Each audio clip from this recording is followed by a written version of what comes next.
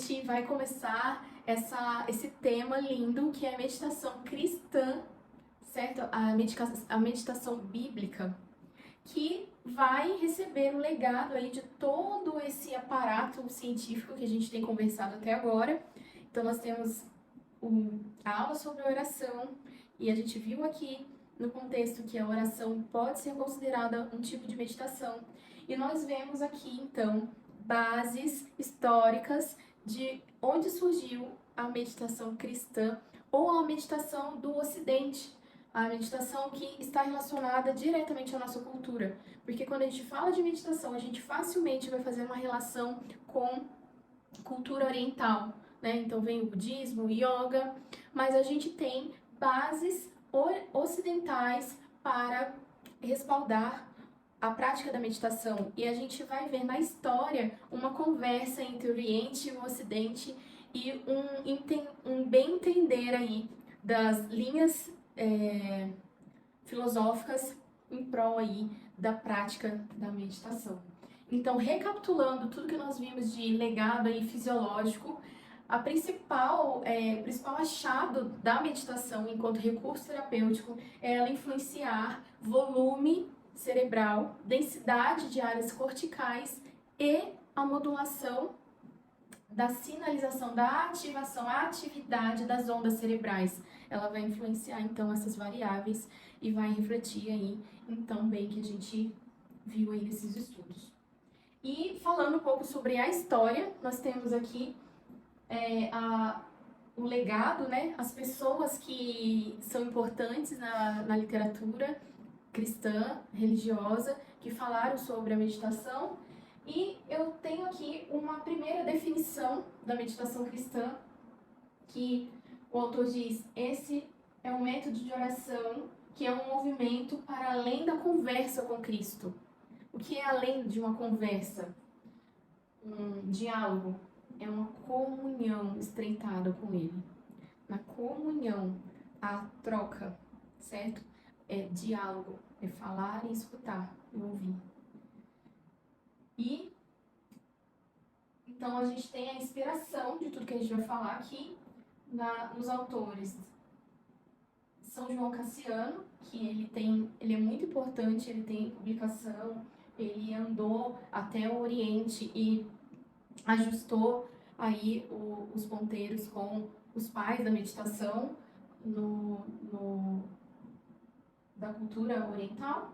Nós temos também as autoridades católicas, né? Pessoas que viviam em monastérios, que dedicaram sua vida a um relacionamento intenso com Deus, a uma vida de oração, e eles também são autores. A Santa Teresinha d'Ávila, São João da Cruz, Thomas Merton, são pessoas aí importantes desse assunto. E aqui nessa aula eu vou trazer outros teólogos católicos e protestantes que falaram de uma forma muito alinhada sobre a meditação. Meditação, portanto, é a oração que flui do coração, que nos une à consciência humana de Jesus no Espírito Santo. Então, é corpo, alma e espírito, Pai, Filho e Espírito Santo se unindo e dando acesso a nós, através do Espírito. É o trabalho que se faz a fim de alcançar quietude, que é o carimbo do Espírito. Com base no texto: ficai calmos, aquietai-vos e sabeis que eu sou Deus. Ficai calmos, aquietai-vos, são os termos que nós falamos de definição até agora e é o incentivo que a palavra de Deus nos dá, certo? Quietar sua mente e o seu corpo. Fique calmo. Controla aí os sintomas da ansiedade. Aquilo que está te distraindo, que está te perturbando, é anulado. Porque eu sou Deus. Em silêncio, aceitamos que Deus conhece nossas necessidades e que esse conhecimento é o amor que nos cria e quer eventualmente completar-nos. Isso é uma frase de Lawrence Freeman na prática da meditação cristã. E nós temos também a definição da oração contemplativa, que alguns autores vão chamar de oração profunda, que consiste na total abertura à oração de Jesus e na união com ela. Então, é um movimento profundo em que você usa todo o seu ser para comunicar algo. A contemplação equivale a ser silencioso, quieto e simples. É o cerne da oração de Jesus, da sua atenção ao Pai no Espírito Santo. Então, toda vez que a gente vai falar de oração profunda, a gente vai usar os exemplos da movimentação de Jesus em oração. E temos aí Jesus no deserto, Jesus indo sozinho para falar com Deus, e momentos aí de destaque em que nós vemos que há uma movimentação profunda de comunicação, de relacionamento. É a expressão das necessidades. Deste modo se aprofunda a nossa confiança no fato de que Deus as conhece e que delas cuida. Ou seja, a aquietação é a plena certeza e confiança de que Deus cuida das nossas necessidades. E para isso eu gosto muito de considerar esse aquecimento da oração, a oração, falar da nossa razão, o nosso acertar de contas com Deus, a oração de confissão, como um aquecimento para a meditação. Porque ali você reconhece a sua dependência, você reconhece que você sozinho você não consegue, e você começa a se livrar dos seus pesos, dos seus limites, e começa a alcançar além, né? Como o autor falou, desconhecido, o profundo, certo? E esse slide é a coisa mais linda e talvez a coisa mais importante que eu tenho para dizer aqui para vocês em relação à meditação cristã bíblica, né? Que é a base de dois textos que é a base do nosso relacionamento com Deus, relacionamento intenso de comunhão com Deus. Buscar-me-eis e me achareis quando me buscardes com todo o vosso coração, em Jeremias 29:13. Então, é uma busca da nossa parte, uma busca em que a gente coloca todo o nosso coração para encontrar algo. E em contrapartida, em João 4:23, nós temos a nossa condição de sermos encontrados. No entanto, está chegando a hora, e de fato já chegou, que os verdadeiros adoradores adorarão o Pai em espírito e em verdade. E são esses adoradores que o Pai procura. Ou seja, nós somos procurados. Então, nós encontramos, é um encontro. Nós buscamos e somos achados. Não somos mais nós que estamos procurando, é Ele que nos encontra. A grande diferença entre a oração e a meditação é estar atento ao ouvir. Então você deixa de ser um locutor, a pessoa que está falando, para ouvir e usufruir.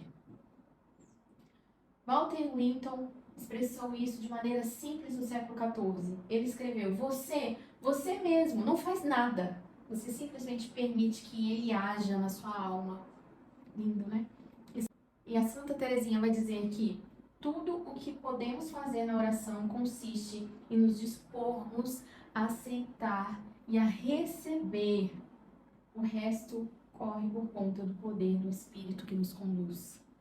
Thomas Merton vai dizer sobre a oração contemplativa, e ele diz que é, de certo modo, simplesmente a preferência pelo deserto, pelo vazio, pela pobreza.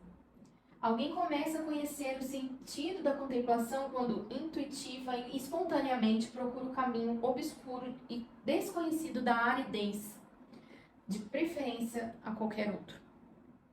O contemplativo é alguém que escolhe antes o não saber do que o saber, antes o não fluir do que o fluir. Antes, não ter provas de que Deus o ama, aceita o amor de Deus na fé, um desafio a toda a evidência aparente. Ou seja, o amor de Deus não precisa ser provado, ele não precisa provar, fazer nada. Basta você aceitar a condição necessária de que o amor de Deus está por nós. E isso é uma experiência de uma realidade transcendente, certo? Não precisamos ter provas de que Deus nos ama, a gente somente aceita o amor dele na fé, num desafio a toda evidência aparente.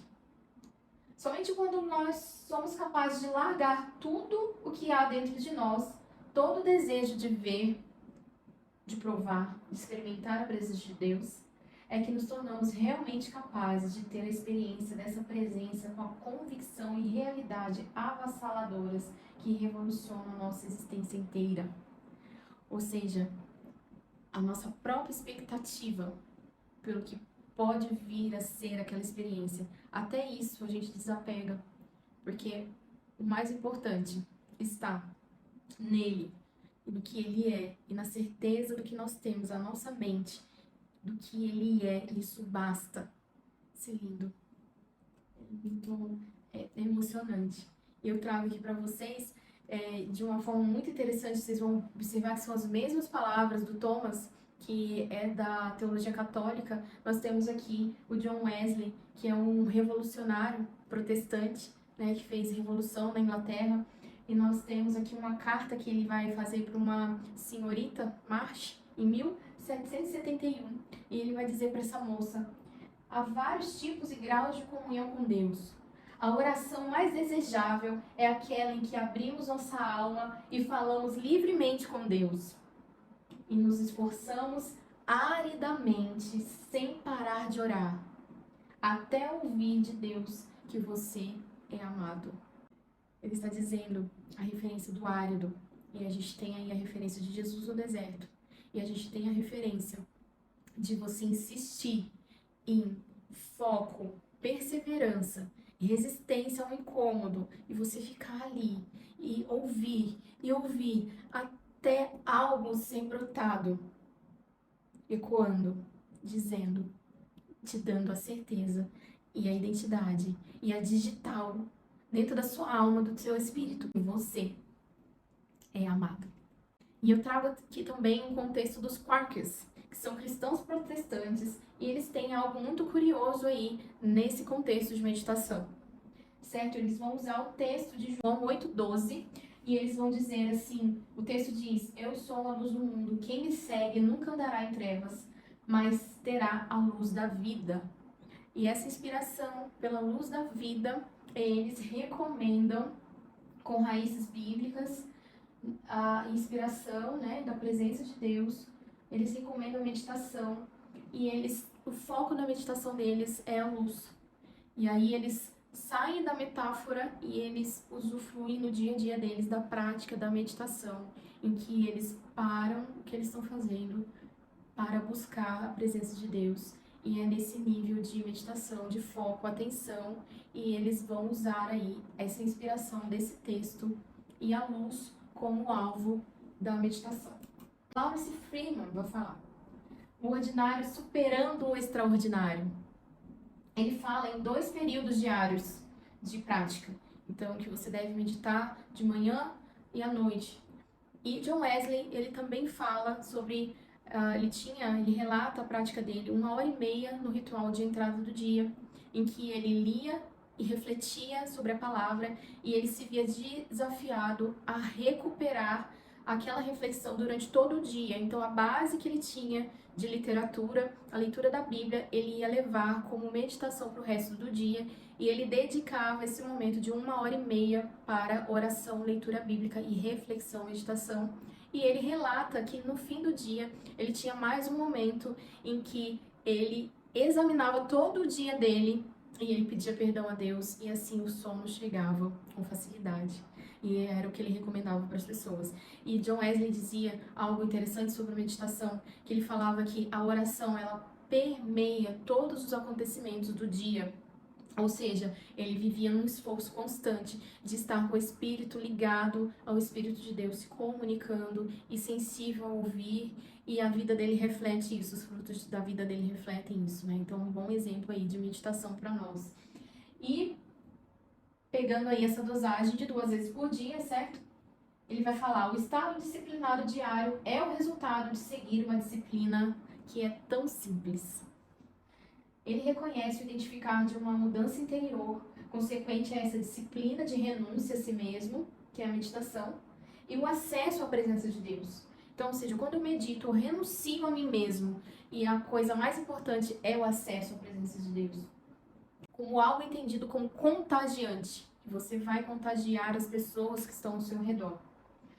Associa os efeitos e as consequências da meditação a um ato de autorrenúncia que leva a um crescimento espiritual. E ele vai dizer que o fruto do Espírito, ele é manifesto como resultado da meditação. Então, se você quer o fruto do Espírito germinando e florescendo na sua vida, ele diz que medite, e aí nós vamos falar sobre o fruto do Espírito, sobre a percepção desse teólogo meditador, né? E ele vai dizer o amor. O amor é o dom máximo. Nele encontramos a nova alegria da vida, que resiste até o cansaço extremo e o sofrimento.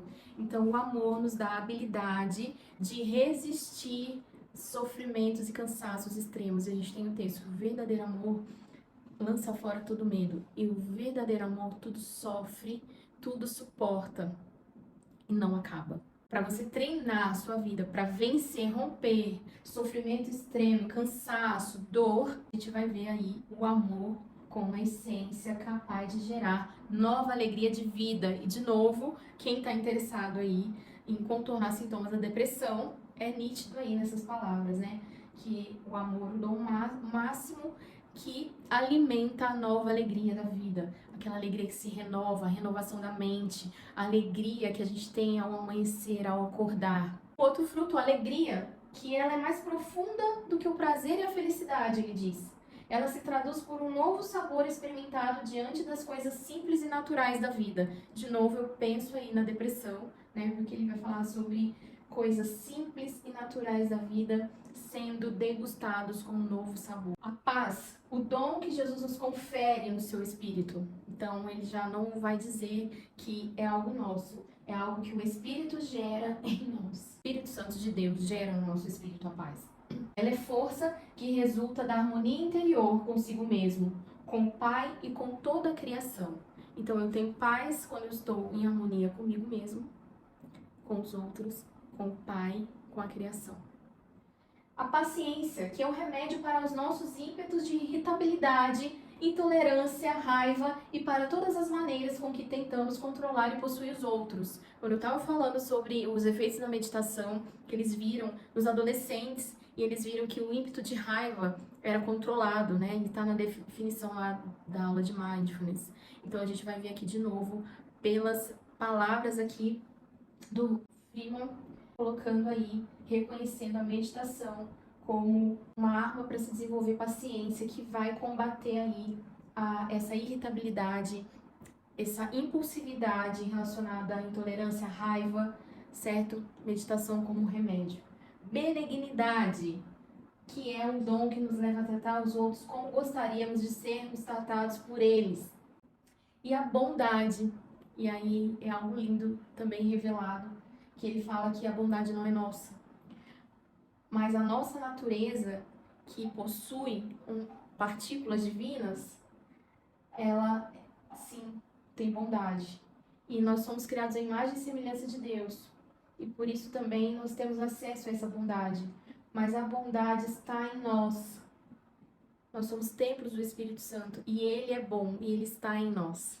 Fidelidade é o dom que adquirimos mediante disciplina, base de todo relacionamento pleno e impregnado de amor. Então, a meditação aí influenciando os nossos relacionamentos através da fidelidade, desenvolvida em disciplina, certo? Mansidão é a prática da não violência para com os outros, bem como para nós mesmos. A gente tem a mansidão como algo muito fora de nós, que a gente faz para promover aos outros, em função dos outros. E ele destaca aqui a mansidão em relação a nós mesmos. Domínio próprio é necessário para o fluir da vida segundo a plena liberdade do espírito. Equilíbrio, constância, permanência, resistência, foco, alvo. O crescimento do fruto ocorre com a habilidade de não olhar para dentro de si mesmo. E a gente vive uma geração que busca autoconhecimento da maneira mais equivocada que possa existir. Nós fazemos pausas tentando compreender a nós mesmos e nós acabamos nos perdendo ali em terapias, remédios, medicações em nome de um autoconhecimento. E aqui há algo muito prático dizendo para nós que o importante Mais importante do que nosso autoconhecimento é a gente ter uma autopercepção que nos leva para dentro de nós mesmos, para a gente ter contato com a presença de Deus. Certo? Então nós vamos olhar para cá, mas a gente vai estar olhando para quem está dentro de nós, olhando para Deus. E a partir do que nós conhecemos sobre Deus, nós reconfiguramos o nosso autoconhecimento. Porque a partir do momento que você se depara com uma presença que exala uma paternidade e adoção, você se vê filha. A partir do momento que você se vê num Deus que te acolhe com um abraço, você se sente amada. Num Deus que entrega a sua vida, você se sente amada. E a partir do que Deus é, você tem a afirmação daquilo que você é. E aí você tem autoconhecimento genuíno que te leva para a construção, para o crescimento, para um relacionamento profundo com Deus, para um desvendar de coisas novas, para algo inédito, para renovação da mente e para a alegria que se renova a cada manhã. E esse é o meu desejo para você, que você tenha uma nova jornada no seu relacionamento com Deus, que você vá mais fundo, que você descubra pela oração, pela meditação, algo inédito em Deus. Obrigada por ter ficado até aqui. Veja as outras aulas, estude sobre esse tema. É maravilhoso. Medite. Procure pelos outros vídeos do canal, nós temos aulas sobre muitos assuntos relacionados ao cérebro, relacionado à qualidade de vida, longevidade. E se inscreva, aperta o sininho, nos ajude aí para a gente fazer mais conteúdo como esse.